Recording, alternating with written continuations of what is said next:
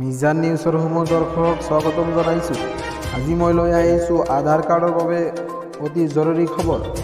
আধাৰ কেন্দ্ৰলৈ নোযোৱালৈকে মোবাইলতে শুদ্ধ কৰিব পাৰিব আপোনাৰ নাম ঠিকনা। আধাৰ কেন্দ্ৰত দীঘলীয়া লাইনত অপেক্ষা কৰিব নালাগে। আপুনি আধাৰ কাৰ্ডৰ কিছু তথ্য মোবাইলতে শুধৰণি কৰিব পাৰিব বুলি UIDAI জানিবলৈ দিছে।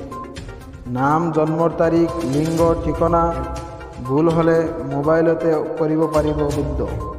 SMS-ৰ অহা OTP সংযুক্ত কৰি শুধৰণি কৰিব পাৰিব আপোনাৰ নাম ঠিকনা।